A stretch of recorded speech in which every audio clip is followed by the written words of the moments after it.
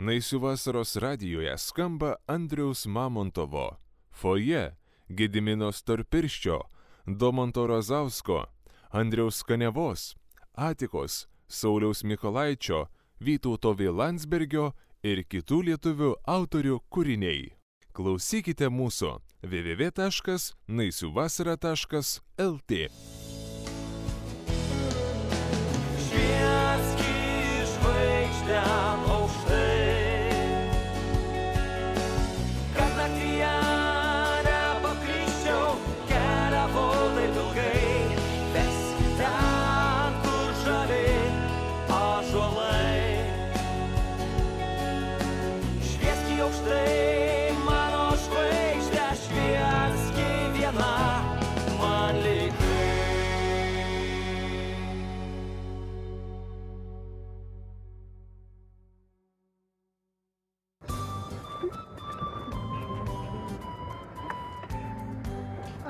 Nu va, mes čia su Regina daiktus išsikrausim, o paskui aš jūs privešiu. Oi, niekur tu nevažiuok. Kiek čia tų daiktų, pareisim patys. Aš beveik nieko neturiu, tai va, o nors daiktus tikrai galėsiu padėti panešti. Taip. O, sveiki sugrįžę. Labas. Taip smagiai nusiteikę, matyti išvyka buvo puikiai. Labas, Rūtelė, labas. Klausyk, Regina, tu mašiną garaže gerai pastatei? Dabargi tenai turės abejos mūsų tilpti. Gerai. Tada tu paimtas tašes, jos lengvos. Aš vis dėlto nueisiu, pažiūrėsiu. O nutė, jūs kokie išgražėjusi, turbūt labai gerai pailsėjote. Ar oras puikus buvo? Labai geras, Rūtelė. Viskas labai gerai. Ir oras, ir jūra, ir saulė, ir smėlis, ir pušys. Labai gerai viskas. Smagu. Rūtelė, tik tai aš bijau, kad tau greitai teks naujo kambario ieškoti išsinuomoti. Kodėl? Matai, Palangoj kai kas atsitiko. Regina čia gali atsikraustyti kaip šeimininkė. O dviem šeimininkėm vienoje virtuvėje, kaip žinia, ankšta. Na, kaip keista, aš tikrai niekur nesiruošiu kraustytis. Nu, nežinau.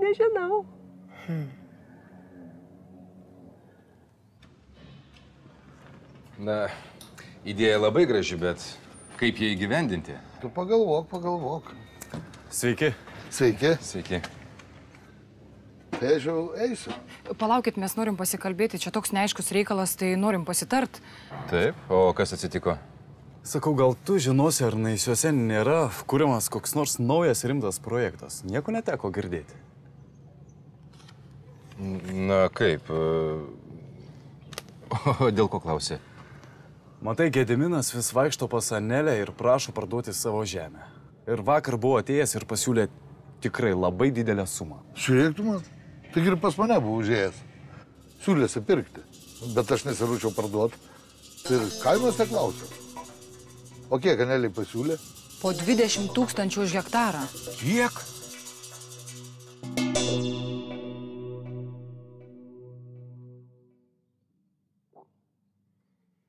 Ei, žiūrėk, nu kokia tu čia graži, nu kaip iš žurnalo. Ne. Nu taip, žiūrėk, kaip tau tinka jūros fonas. Ne, trink šitą. Ne, nu man labai gražu. O aš sakau, kad čia kompromatas. Nu, trink. Ne.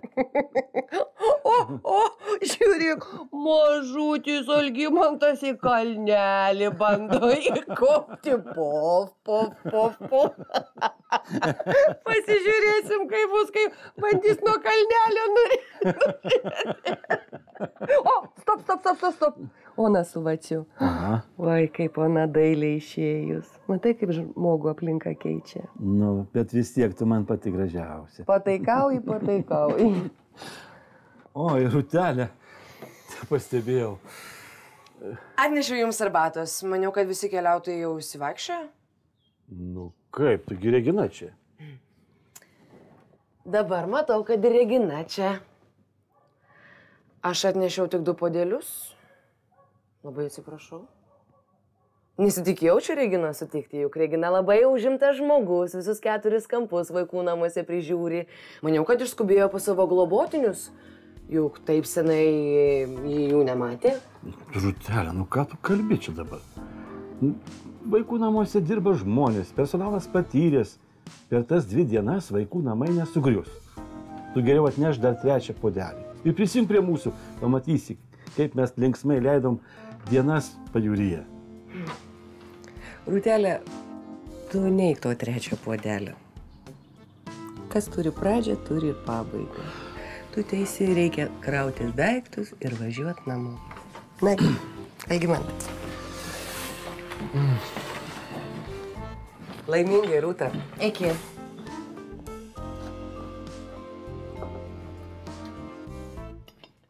Tai jeigu niekur neišliko, jeigu bažnytinėse kronikose neužrašė, tai gal žmonių pasakojimuose būtų? Aha, tai jūs, tie studentai, kurie atvažiavo mūsų akmens patyrinėti. Žinau, kunigas pasakojo, o aš Ona. Agnė, labai malonu. Justinas. Malonu. Aš kunigo padėjėja, anksčiau sakydavo gaspadinė. Buvau trumpam prie jūros nuvažiavus, pailsėti, tai praleidau jūsų atvykimą. Tai kaip jums sekasi, gal kokios pagalbos reikia? Mes kaip tik žadėjome eitinais iš žmonių paklausti, gal jie žino kokių legendų, pasakojimų. O jūs gal žinot? Gal. O kas jūs domina? Na, kokia nors legenda su labai daug stebuklų. Aha, žinau, ir tokių močiutė pasakojo. O tai kokią legendą jūs žinote geriausiai, ja?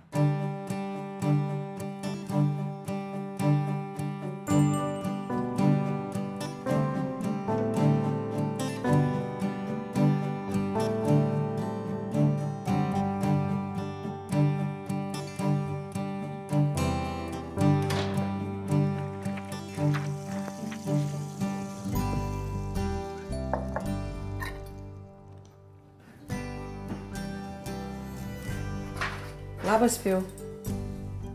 Labas, Gabrielė. Kur Rugilė? Neseniai pavalgė ir paguldžiau miegoti. Puiku. Puikia teta turi. Į ką čia taip įsigilinęs? Nieko, čia žiniuonis man atnešė peržiūrėti. Kažkoks senovinis naisių žemėlapis? Na, galima ir taip pasakyti. Matai, iš tiesų tai yra nuojauta ir vaizduotė sukurtas seno, archainio statinio rekonstrukcijos planas. Kaip įdomu. Na taip, žiniuonis davė pažiūrėti Baltų arenos brėžinius. Supranti, jisai pats sugalvojo ir nubraižė, tokį unikalų projektą. Jisai siūlo Naisiuose iš grunto ir žemių pastatyti seną baltišką pastatą. Nežinau, kažką panašaus kaip, sakykime, ten Romėnų koliziejus ar Graikų amfiteatras. Įspūdingų, didžiulių maštabų, tiesiog gigantiškų matmenų. Pažiūrėk, kokius jisai matmenys siūlo. Tai fantastiškas projektas. Taip, tai iš tiesų yra fantastiškas projektas. Aišku, jisai pareikalaus be galo daug darbo ir jeigu mes imsime šį įgyvendinti, tai čia reikės iš peties padirbėti. Aišku, pirmiausia, reikės pakalbėti su bendruomenė. Ar jie sutinka? Ar jiems reikia tokio projekto? Bet jeigu jie sutinka, tai čia yra unikalus ir fantastiškas darbas. O gal tau reikia pagalbos? Aš galėčiau prisidėti, aš juk vis tiek kaip ir naisiškė dabar. Taip, žinoma, jeigu tu tik tai nori. Taip. Tai gerai, prašau, gali pažiūrėti brėžinius. Tai mūdu abu galim pasižiūrėti brėžinius. Žiūrėk. O to kurčio vaikelio dėdukas žinojo miške stebuklingą vietą. Tokia miško aikštelė. Nuėjo ten su vaiku, staiga, kad pasigirdo bildesys. Tartum akmenys grumėdami kristų, vaikas tiklus ir išgirdo tą grumėjimą. Parvedė dėdukas vaiką namo, tėvai negali atsidžiaugti, vaikas girdi. Ir taip gerai girdi, kad ir paukščių ir žvėrių balsus atskiria, o jau dainą kokią ar melodiją iš pirmo karto įsimena. Ne veltui paskui visą gyvenimą vargonininku dirbo. Nelabai kas tuo dėduko pasakojimu tikėjo, bet visas kaimas žinojo, kad vargonininkas vaikystėje kurčias buvo. O tas dėdukas kur nuvedė tą vaiką? Kuri ten miško aikštelė? Kokioj ten vietoje? Tai kad nežinau aš tos vietos, kad gal ir niekas jau nežino. Kažin, kiek ten tos teisybės, kiek pramano. Bet man mamytė su močiutė taip pasakojo, tai ir aš taip pat kartoju. Tai va, kabliuką jau turim. Vakar toks entuziastingas buvai, tai gal po miškus palandžiam?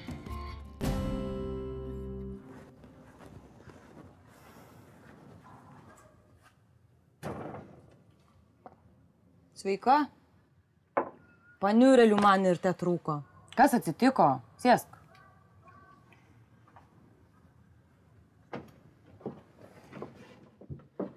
Kas atsitiko? Nieko. Palauk.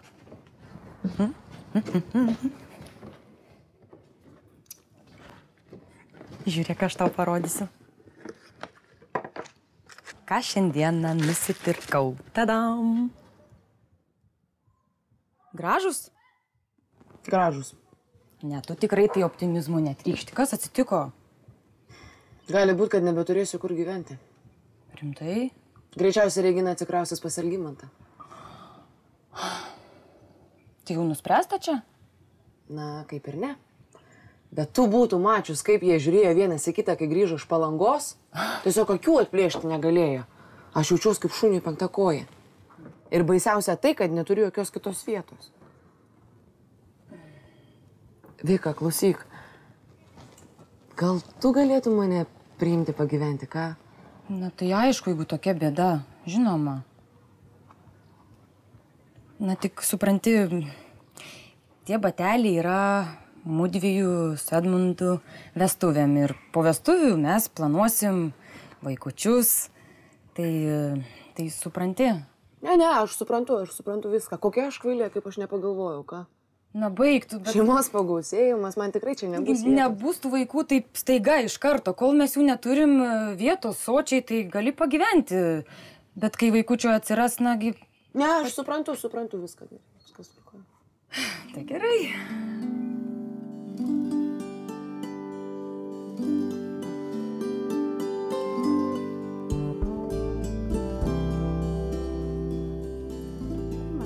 Na, ir kaip judvim čia sekasi? Gerai man sekasi. Gerai. Nu, tai klausyk, tai kada tu turėsi laiko nuvažiuoti su manim dėl tų žemės dokumentų sutvarkyti? Palauk, močiu, dar niekas neaišku. Buvom paspėjų, pažadėjau pasidomėti, kam Gediminas tą žemę supirkinėja. O Jėzau, nu koks skirtumas, nu, kam jam reikia tų žemė, nu, svarbu, kad perka ir pinigus moka. Nu, taigi dar niekas neaišku. O kam Gediminas žemę supirkinėja? Jisgi verslininkas, ne žemdirbys. Vat sugalvos ant naisių pastatyti kokį nors nuodingą fabriką, tai išdusime gyvendami. Jurgituku, nu, taigi jis neįsiškis Gediminas, nu, tai jis norės, kad jo panosį kas nors mirdėtų, nu. Nu, koks mūsų reikalas, ką jis ten darys ant tos žemės, viešpatė, nu. Svarbu, kad sumokėtų ir neapgautų. Nu, tai kada tu čia galėtum važiuoti? Močiu, sakau, palauk. O, Jėzus, Marijam, močiutė, palauk. Nu, tai palauk ir aš gerą šitą kupčių prarasiu. Nu, jau prisižaidžiau su tais antstoliais, tikrai. Jau galvojau tikrai, kad tu daugiau man pagelbėsi.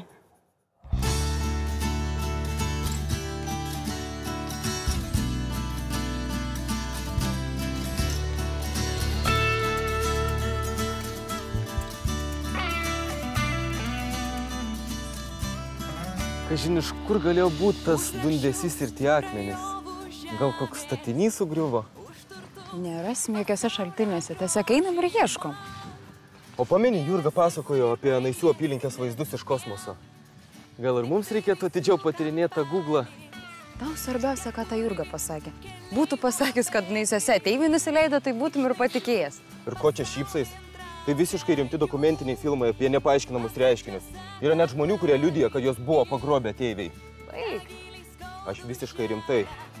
Ir tai nėra kažkokios nesąmoningos istorijos. Tai rimti dokumentiniai filmai, kurios rodo per geriausias užsienietiškas televizijas. Tu tikrai tiki ateiviais? Reikia tik stebėti ir žiūrėti atokesnėse vietose, kaip čia dabar. Ateiviai.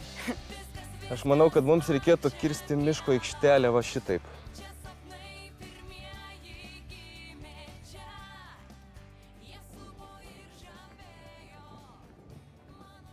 Sveikas, tėdė. Sveikas, sūnau. Nu ką, po atostogų iškart prie darbų? Tai kaip atostogos, kaip pailsėjot? Oi, pailsėjom puikiai. Atostogos nuostabios. Gerai atrodai. Kaip Regina? Išleidai jau? Na, išvažiavo. Darbai, reikalai. Na taip. Bet sugrįš. Tai gerai. Beje, tu gal ką nors girdėjai apie Gedimino planus, ką jis čia ruošiasi daryti? Ne, nieko aš nežinau. Supranti, jisai pradėjo aplink Naisius supirkinėti žemės ir už labai gerus pinigus. Anelė pasiūlė 20 000 už hektarą. Ryškiai jau kažką ten darys, bet niekas nežinom ką. 20 000? Taip, 20 už hektarą. Ir niekam jis nieko nepasakoja? Ne, tik tai siūlosi pirkti žemės ir jau ne vieną žmogų Naisiuose kalbino. 20 000, taigi čia yra didžiuliai pinigai. Žinoma, jisai ūkininkauti tikriausiai nesiruošia. Jisgi ne ūkininkas. Ne, nu tai taip. Tik sugalvos dar kokį sąvartyną šalia miestelio pastatyti, ar kokią atliekų deginimo krosnį. Mažas to Gedimino, kai jis sugalvos. Su juo tai ne jokai. Nebūtinai reikia mums su juo pakalbėti. Klausyk, ten žemė toliau šlapia, kokius čia kemsynus mane vesi? Taigi pati sumastei eiti ir stebėti. Ne, neikim, pro čia aš batus prisemsiu, geriau einam per ten. Duok ranką, padėsiu. Duok. Pa! Palauk, įsijungsiu GPS-ą, pažiūrėsiu, kur mes čia dabar esame.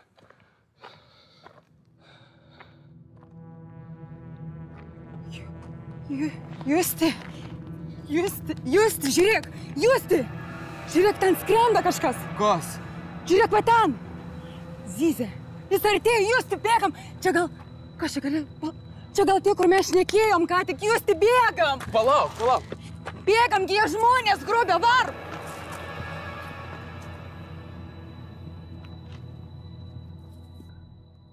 Alio?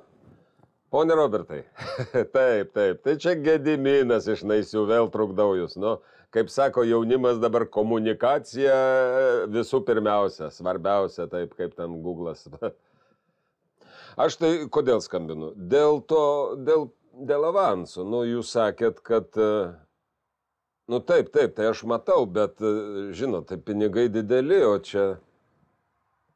Ai, nebus pavedimo. Ai, nu tai aš dokumentų nespėjau, bet atsiųsiu. Ai, nereikia. Jūs pats. Jo, atvažiuojat. Gerai. Tai iš rankų į rankas, kaip sakosi. Supratau. O kada laukti? Gerai. Nu tai lauksiu. Gerai. Ačiū. Taip, iki.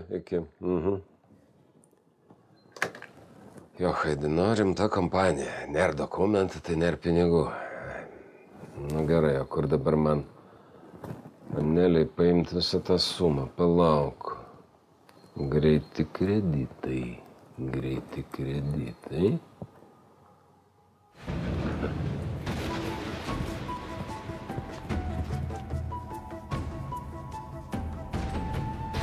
Viešpatie, Justi, varom į kitą pusę!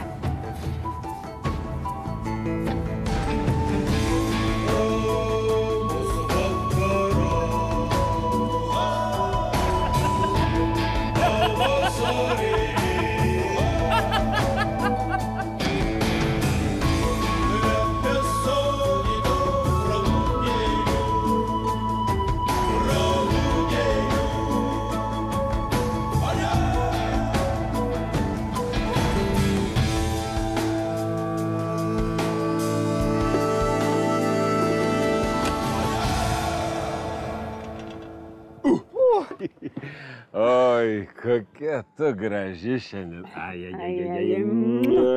Dar kartą. Užtenka, Gediminai, baig, kokie aš graži. Aš pervargau, aš nebegaliu. Aš visą dieną viena, Birutė serga, neina į darbą. O tie studentai studentaujas, aš nežinau, ką daryti. Paimk, tu atleisk vieną kartą Birutei, priimk ką nors normalų. Nu, aš tai atleisčiau, bet negalim vienai, serga. Ko tu galvoji, kodėl aš pas ją lakstau? Aš tau padėsiu dėl Birutės, gerai? O tu man irgi padėk. Tai ko dabar prireikia? Žinai, pinigų reikia labai greitai. Aš žinai. Kokia naujiena, man irgi jų reikia. Ir labai daug, ir visada. Ir skubiai. Paimkim tą greitai kreditą. Aš savo vardu paimsiu, tu savo. Man labai reikia, matai, aš dabar su amerikonais, nu, tokį kaip ir reikalą vystau, žinai, ir nesugebėjau laiku, nu, nesuvaikščiojo tos sąskaitos, supranti? Aš atiduosiu po porą savaičių, tikrai atiduosiu. O apie tos amerikonus, tai tu čia man nieko nepapasakoji. Papasakos, ateik čia parodyti. Atsisėsk. Susipažinsim su nauju prietaisu, jis vadinasi kompiuteris. Žiūrėk, va. Na, įjunk ekranėlį, čia ekranėlį įjunk, va. Na, tai štokia, pokšt. Gerai, dabar va pavesk va ten, va, matai kur? Aha. Ir pinigėliai nuėjo man. Ačiū tau, mano angelė.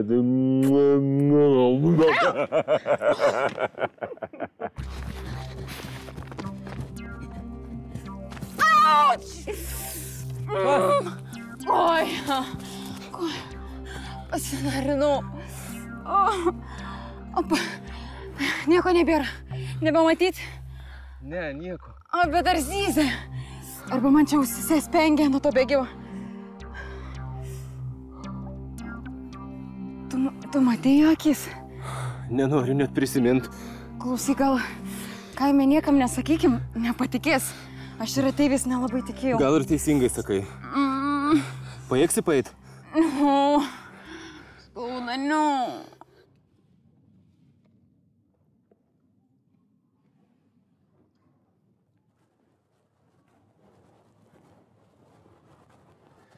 Sveikas, Gediminai.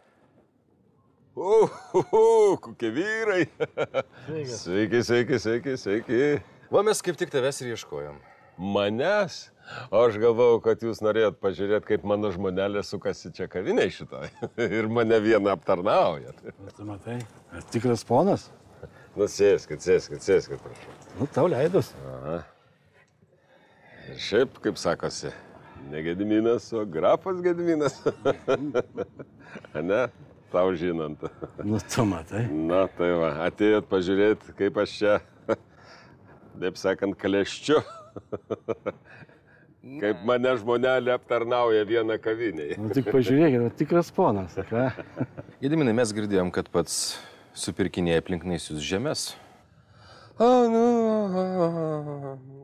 Už grakščius praėjo